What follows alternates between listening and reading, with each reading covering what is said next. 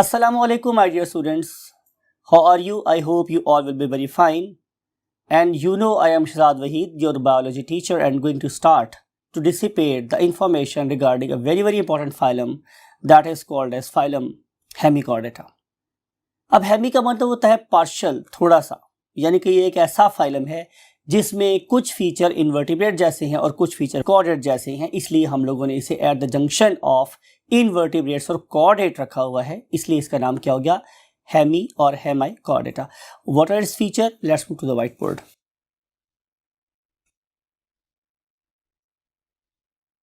Yes my dear students, you know we have started chapter number 10 और topic आज हम पढ़ रहे हैं हेमिकॉर्डेटा. इंट्रोडक्शन में मैं आप लोगों से डिस्कस कर चुका हूं कि हेमी का मतलब होता है थोड़ा सा या पार्शियल. तो इसमें कुछ खूबियां जो हैं वो कैसी हैं, इन्वर्टिब्रेट जैसी और कुछ कॉर्डेट्स जैसी, तो इसलिए हम इसे क्या बोलते हैं, हेमिकॉर्डेट. और यही उसका डायग्नोस्टिक फीचर भी है कि इनमें जो कुछ प्रॉपर्टीज हैं दे आर लाइक, वो किस जैसी हैं, दे आर लाइक इन्वर्टिब्रेट्स. और जब मैं बात करता हूं इन्वर्टिब्रेट्स की, तो इसका मतलब है कि we are talking about Echinodermata, right? So its few features are resembling echinoderms and other features are like chordates. तो जिन ऑर्गेनिजम्स में ये दोनों फीचर पाए जाएंगे और उनकी बॉडी कैसी होगी, वेरी सॉफ्ट, उन्हें हम लोग किस पे प्लेस कर देंगे, Hemichordata. Now we want to discuss few of its important features. For example, what is its evolutionary status? तो सबसे पहले हम देखेंगे कि आप लोगों की बुक को मैंने ज़ाहिर फॉलो करना है, तो इसकी सबसे पहले जो फीचर आपकी बुक में गिवन है दैट इज द सिमेट्री. तो सिमेट्री के लिहाज से these organisms are bilateral symmetrical, ठीक है. और आपको पता है इसमें कोई मुश्किल सी बात नहीं है कि हम इस ऑर्गेनिज्म को सिर्फ एक ही प्लेन यानी कि हेड टू टेल डायरेक्शन में हम सिर्फ इसे टू पार्ट में डिवाइड कर सकते हैं. इट मीन्स कि definitely we can not place them very close to the radial symmetrical animals. और अगर मैं इसकी स्टोमी की बात करूं तो यू नो मैंने बहुत बार डिस्कस किया आप लोगों से कि इसका कौन सा पोर माउथ बनता है और कौन सा पोर इसका एनस बनता है. तो these organisms are basically deuterostomes, और आपको ये these organisms are basically deuterostomes. And if you look at its coelom, so their coelom is what? Their coelom is true coelom. अब ये coelom कहाँ एग्जिस्ट करती है और किस फॉर्म में एग्जिस्ट करती है ये हम अभी बाद में डिस्कस करेंगे, but they are true coelomates. Now we want to see their location.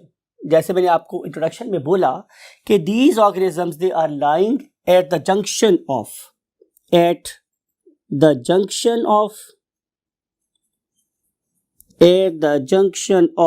किस किस जंक्शन पे है students, definitely echinoderm and Chordata, right. तो एकाइनोडर्म और कॉर्डेटा के दरमियान में करके समवेयर हियर, यहां कहीं इस पर्टिकुलर पॉइंट पे क्या प्रेजेंट है, hemichordates. Chordates. Got the point? And now two examples are given in your book. One of them is called as, look at this image, one of them is called as Blanoglossus and other one is called as Saccoglossus. Blanoglossus and Saccoglossus. Now we want to discuss their important features, and very first feature is the texture. अगर मैं इनके texture की बात करूं तो आपको याद होगा मैंने डायग्नोस्टिक फीचर में भी लिखा था कि these organisms are basically soft bodied organism. तो इनकी बॉडी बहुत सॉफ्ट है और जो बॉडी है उसकी शेप किसी वर्म की तरह से है, वर्म लाइक. लेकिन हम फिर भी इसको नहीं प्लेस कर रहे हैं very close to the invertebrates, बल्कि हम इसे कॉर्डेट्स के ज़्यादा पास रख रहे हैं और एकाइनोडर्मेटा से भी दूर रख रहे हैं. उसकी रीजन हम कुछ बाद डिस्कस करेंगे. And then if you look at the parts of the body, their body is divided into 3 parts. जो body है वो 3 part में divided है. ऑर्डर में लिखेंगे, सबसे आगे वाली anterior, सबसे आगे वाली means anterior, it is called as proboscis. अब हर वो चीज या हर वो बॉडी पार्ट किसी भी ऑर्गेनिज्म का कि जो मुंह के सुराख से आगे निकला होता है, that is called as basically proboscis. जैसे कि आप एलिफेंट को भी देखते हैं तो एलिफेंट का भी नाक जाहिर है उसके मुंह से आगे निकला हुआ है, राइट। और अगर आप लोग डिफरेंट किस्म के जो हिंदू स्कल्पचर में जो गॉड्स उनमें से एक गॉड की नाक भी निकली हुई होती है, तो that very part that is protruding in front of the mouth, जो माउथ से आगे निकला हुआ पार्ट है, हम उसे क्या बोलते हैं, प्रोबोसिस, राइट। अब ये जो प्रोबोसिस है इसके बारे में कहा जाता है कि it bears what, excretory organ. ये एक बड़ी इंपॉर्टेंट बात है जो आपने माइंड में रखनी है कि इसकी प्रोबोसिस का फंक्शन एक्सक्रीटरी है। यखलुकु मा यशा, अल्लाह ताला की ज़ात है, वो जो चाहे पैदा कर सकती है। तो anterior most portion it is basically proboscis, और उसके बाद जो सेकंड पार्ट है it is called as the collar. जो सेकंड पार्ट है it is called as the collar, और ये काफ़ी रेक्टेंगुलर सा पार्ट है, काफ़ी डिमार्केटेड नज़र आता है, और इसके एंड पे एक इलोंगेटेड काफ़ी लंबा सारा पोर्शन है, and that way elongated portion is called as basically the trunk. तो ये है इसकी बॉडी के हमारे पास कितने पार्ट्स, 3 पार्ट्स। जाहिर है जो हमारी कॉलर है वो मिड वाला पोर्शन है, और जो ट्रंक है it is basically the posterior portion या पीछे वाला पार्ट है बॉडी का, and it is very much elongated, काफ़ी लंबा सा पार्ट है। अगर आप इसकी स्किन को देखेंगे तो it's skin is very simple, it consist of a single epidermis. इसमें एक सिंगल लेयर है एपिडर्मिस की, लेकिन इंपॉर्टेंट बात यह है कि इसके अंदर क्या प्रेजेंट है, प्लस, इसी मैंने बहुत बड़ा प्लस यहाँ पे डाला आपको समझाने के लिए कि इसके पास प्रेजेंट है म्यूकस सेक्रीटिंग ग्लैंड्स। तो इसकी वजह से इसकी स्किन जो है it always remain moist.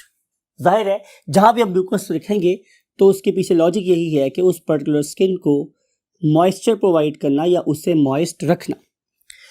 If you look at it's digestive system, तो कॉमन सेंस आप खुद भी सोच के बता सकते हैं कि इसका डाइजेस्टिव सिस्टम क्या होना चाहिए, सैक लाइक और tube like. Very excellent, their DS is tube like.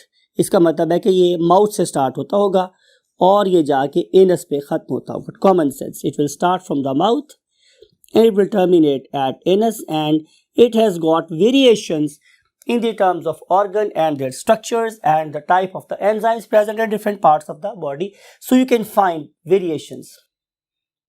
Let's move to the next concept that is called the coelom. What is basically coelom? इतना पढ़ने के बाद आप फौरन आंसर देंगे yes sir, it is basically the true body cavity. तो जिसकी true body cavity है it is not like us, बिल्कुल एक ही चेंबर नहीं है, बल्कि इसकी जो सिलोम है वो डिवाइडेड है इनटू डिस्टिंक्ट जोन्स। जैसे कि आपको पता है कि इसकी बॉडी में 3 डिफरेंट जोन्स हैं, एक प्रोबोसिस है, एक ट्रंक है और एक उसका क्या है कॉलर। तो इनके अंदर डिस्टिंक्ट डिवीजन में प्रेजेंट है व्हाट, सिलोम, और उस पर्टिकुलर जोन में भी सिलोम एक यूनिफॉर्म डिस्ट्रीब्यूशन के साथ नहीं प्रेजेंट है, बल्कि उसके अंदर हमें नज़र आती हैं पाउचेस। तो हमें सिलोम रिड्यूस नज़र आती है, ऑल दो तमाम सेगमेंट्स में प्रेजेंट है, और in the form of pouches नज़र आती है, एक ही चेंबर हमारे पास प्रेजेंट नहीं है। ये बात आपने बहुत ज़्यादा ध्यान से माइंड में रखनी है। And if you look at circulatory system, तो सर्कुलेटरी सिस्टम बहुत सिंपल है। इसके एक ऊपर ब्लड वेसल है डॉर्सल साइड पे, that is called as a dorsal blood vessel, and one is present on the ventral side. तो जाहिर है हम लोग उसे क्या नाम बोलेंगे, ventral blood vessel, ventral blood vessel, and it has got a single heart. And if you look at it's respiratory system, तो रेस्पिरेटरी सिस्टम बहुत simple, you know very well कि यहाँ पे क्या होने चाहिए, ऑर्गेनिज्म पानी में रहता है तो डेफिनेटली गिल्स होने चाहिए। तो gills are present and their presence can be demarcated by means of the gill apertures, और ये जो हमारे पास उसके गिल एपर्चर्स हैं they are lying just behind collar. तो ये आपको कॉलर के पीछे सीरीज ऑफ नजर आ सकती है gills. Particular look at this image, और इस पर्टिकुलर इमेज में हम इस पर्टिकुलर जोन को कि जिसमें गिल्स प्रेजेंट है उसे अब हम इस वक्त फोकस कर रहे हैं।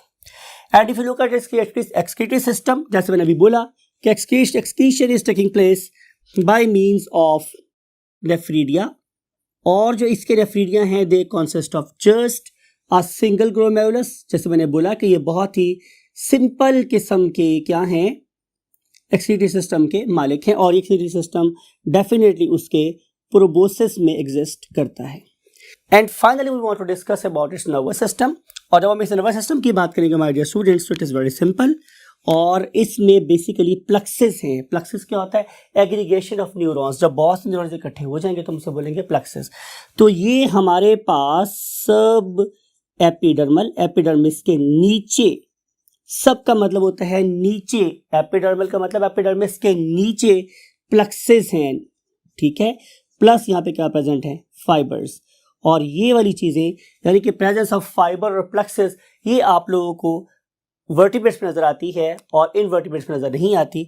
इसके अलावा अगर मैं इसकी डिफरेंट किस्म की प्रोटीन्स की बात करूं तो वो वाली चीज़ें भी हमें ज़्यादा नज़र आती हैं कॉर्डेट्स से मिलती हुई। प्लस अगर मैं इसके रेस्पिरेटरी ऑर्गन की बात करूं तो वो भी ज़्यादा मुझे क्लोज नज़र आता है किसके? कॉर्डेट्स के। और दूर नज़र आता है इनवर्टिब्रेट्स के। देयरफॉर मैंने इस पर्टिकुलर फाइलम हेमिकार्डेटा को कहाँ से दूर रखा हुआ है? डेफिनेटली इनवर्टिब्रेट्स से। और बहुत किसके पास रखा हुआ है? कॉर्डेट्स के। सो आई होप कि ये वो बातें हैं जो आप लोगों की बुक में प्रेजेंट है और आपको डेफिनेटली इनसे कोई फायदा हुआ होगा। इस बात के साथ कि आप इस नॉलेज को यूज़ करके कोई ना कोई अच्छा मार्क ले जो आपको मेडिकल कॉलेज में ले जाए। आई वॉन्ट टू से यू बाय बाय, अल्लाह हाफिज़।